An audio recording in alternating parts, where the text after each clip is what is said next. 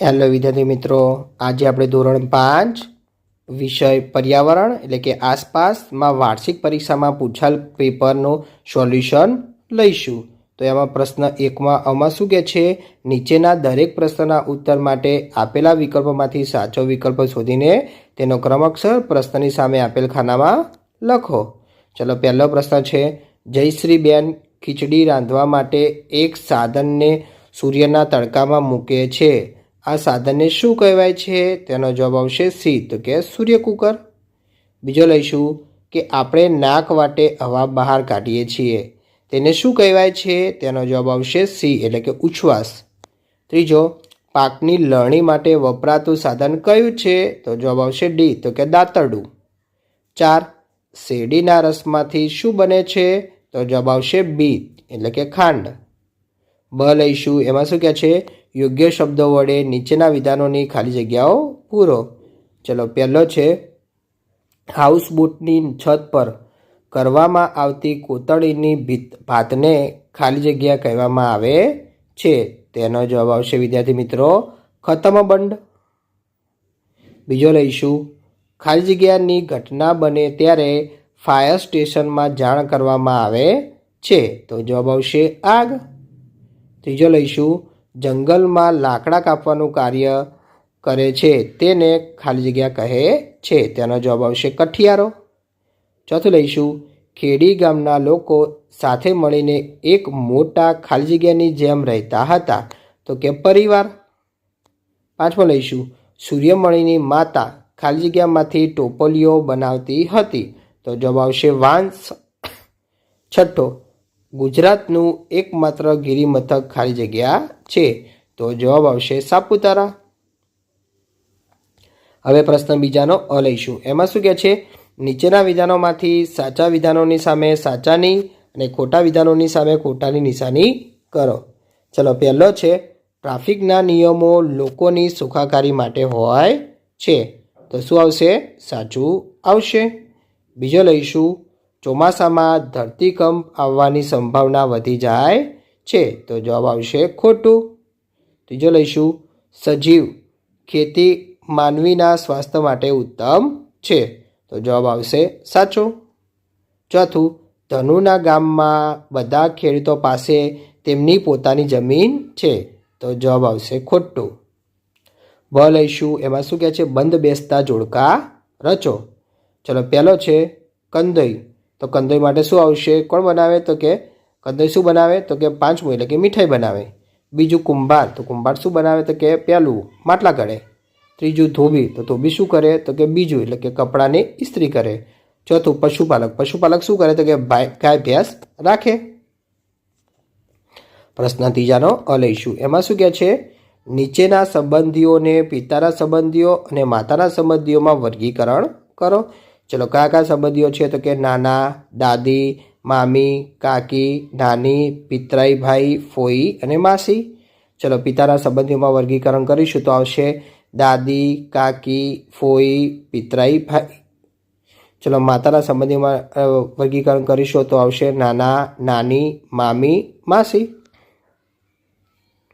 બ લઈશું. એમાં શું કહે છે, તમારી શાળામાં તમે કઈ કઈ રમતો રમો છો તેની યાદી બનાવો. તેનો જવાબ આવશે kabaddi, kho kho, langdi, chess, cricket, table tennis, badminton, carrom. પ્રશ્ન ચોથો લઈશું. એમાં શું કહે છે, નીચેના પ્રશ્નના ઉત્તર 1-2 વાક્યોમાં લખો. ચલો, એમાં પહેલો છે, એમાં પહેલામાં શું કહે છે, તમારું ઘર બનાવવા કઈ વસ્તુઓનો ઉપયોગ કરવામાં આવ્યો છે? તેનો જવાબ આવશે અમારું ઘર બનાવવા સિમેન્ટ, કપચી, રેતી, ઈંટો અને લોખંડના સળિયાનો ઉપયોગ કરવામાં આવ્યો છે. બીજો લઈશું, લેહ કેવો વિસ્તાર છે તેને શું કહેવાય છે? તેનો જવાબ આવશે લેહ ઊંચો, સૂકો, ઠંડો અને સપાટ વિસ્તાર છે, તેને ઠંડુ રણ કહેવાય છે. ત્રીજો લઈશું, ધરતીકંપ એટલે શું? તેનો જવાબ આવશે પૃથ્વીના પેટાળની અંદરના ખડક સ્તરોનું હલનચલન થવાથી ખૂબ જ શક્તિશાળી કંપન થાય છે, ત્યારે પૃથ્વીની સપાટી ધ્રુજી ઉઠે છે, તેને ધરતીકંપ કહે છે. ચોથો લઈશું, સુનામી એટલે શું? તેનો જવાબ આવશે સમુદ્ર કે મહાસાગરના પેટાળમાં ધરતીકંપ આવવાથી કે જ્વાળામુખી ફાટવાથી વિશાળ કદના ઊંચા મોજા ઉત્પન્ન થાય છે, તેને સુનામી કહે છે. 5મો, તહેવારના સમયે અનુજ અને તેના મિત્રો શું કરતા હતા? તો જવાબ આવશે તહેવારના સમયે અનુજ અને તેના મિત્રો નૃત્ય કરતા અને ઢોલ વગાડતા હતા. 6, અનુજના ગામ ખેડીમાં કયા કયા આનંદદાયક અવાજો સંભળાતા હતા? તો જવાબ આવશે અનુજના ગામ ખેડીમાં વહેતી નદીઓ, ખળખળ અવાજ, પૈકી વૃક્ષોના પાંદડાનો ખળખળાટ અને પક્ષીઓની કલરવ જેવા આનંદદાયક અવાજો સંભળાતા હતા. 7માં શું કહે છે કે મિઝોરમની આજુબાજુ કયા રાજ્યો છે? તેનો જવાબ આવશે મિઝોરમની આજુબાજુ ત્રિપુરા, મેઘાલય અને મણિપુર રાજ્યો છે. 8મો લઈશું. 8માં શું કહે છે? તમારા મતે જંગલો કોના છે? તેનો જવાબ આવશે જંગલો એ કુદરતી સંપત્તિ છે. જંગલો પર બધા આદિવાસીઓનો અધિકાર હોવો જોઈએ. જંગલો તેમના બધાની સહિયારી મિલકત છે. 9મો લઈશું. ગુજરાતમાં સિંહ ક્યાં જોવા મળે છે? એનો જવાબ આવશે ગુજરાતમાં સિંહ માત્ર સાસણગીરમાં જંગલોમાં એટલે કે અભયારણ્યમાં જ જોવા મળે છે. 10મો, ગુજરાત રાજ્ય ભારતના કયા ભાગમાં આવેલું છે? તેનો જવાબ આવશે ગુજરાત રાજ્ય ભારતના પશ્ચિમ ભાગમાં આવેલું છે.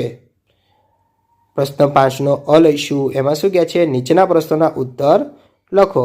ચલો, એમાં પહેલો છે વાહનોમાંથી આવતા ધુમાડાથી કેવી મુશ્કેલીઓ થાય છે? તેનો જવાબ આવશે વાહનોમાંથી નીકળતા ધુમાડાથી આપણે ખાંસી, ઉધરસ, માથાનો દુખાવો, આંખોમાં બળતરા, અસ્થમા, ફેફસા સંબંધિત રોગોનો ભોગ બનીએ છીએ. હવામાં પ્રદૂષણ પણ ફેલાય છે. ધુમાડાથી ગૂંગળામણ પણ થાય છે. શિયાળાની ઠંડીમાં સવારે ધુમાડાને લીધે ધુમ્મસ જોવા મળે છે. આથી થોડે દૂરનું સ્પષ્ટ ન દેખાવાને કારણે વાહનોના અકસ્માત થાય છે. બીજો લઈશું. એમાં શું કહે છે કે તમે તમારા મોંથી કયા કામ માટે હવા ફૂંકો છો? તેનો જવાબ આવશે સીટી વગાડવા. પહેલો આવશે સીટી વગાડવા.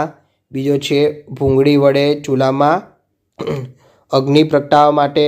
ત્રીજો, કપડાં અથવા અન્ય વસ્તુઓ પરથી ધૂળ ઉડાડવા માટે. ચોથો, ચશ્માના કાચને સાફ કરવા માટે. 5મો, કાગળની ફરકડી ફેરવવા માટે. 6, ફુગ્ગો ફૂલાવવા માટે. ચલો, ત્રીજો પ્રશ્ન લઈશું. ત્રીજામાં શું કહે છે? ઊંધિયામાં કયા કયા શાકભાજીનો ઉપયોગ થાય છે? તો જવાબ આવશે ઊંધિયા જેવું શાક બનાવવામાં આવે તો તે માટે શિયાળામાં ઉત્તરાયણના દિવસે બનાવવામાં આવે છે. તેમાં બટાટા, રીંગણ, ટામેટાં, ગાજર, રવૈયા, મરચાં, લીલા ધાણા, આદુ, શક્કરિયા, રતાળુ, સુરતી પાપડી વગેરે શાકભાજીનો ઉપયોગ કરવામાં આવે છે. ચોથો પ્રશ્ન લઈશું. ચોથામાં શું કહે છે? કયા કયા કારણોસર લોકો સ્થળાંતર કરતા હોય છે? તેનો જવાબ આવશે નીચેના કાર્યો માટે સ્થળાંતર કરતા હોય છે. એમાં પહેલો આવશે શહેરોમાં નોકરી કે ધંધાની તકો સારી હોવાથી ગામના લોકો આજીવિકા મેળવવા માટે શહેરોમાં સ્થળાંતર કરે છે.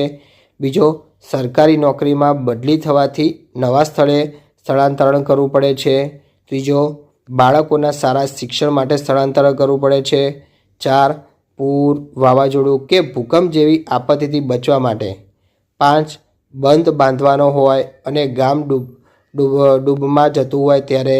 6, નેશનલ હાઈવે બનતો હોય કે મોટો ઉદ્યોગ સ્થળ બનતો હોય ત્યારે થાય છે.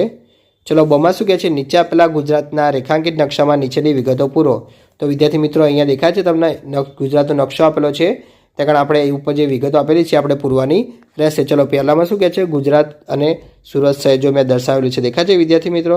જુનાગઢ અને સુરત. તો જો જુનાગઢ અને સુરત શહેર મેં દર્શાવેલું છે વિદ્યાર્થી મિત્રો, તમારા રીતે દર્શાવી નાખવાના છે. કે ખંભાતનો અખાત એ પણ મેં દર્શાવેલું છે.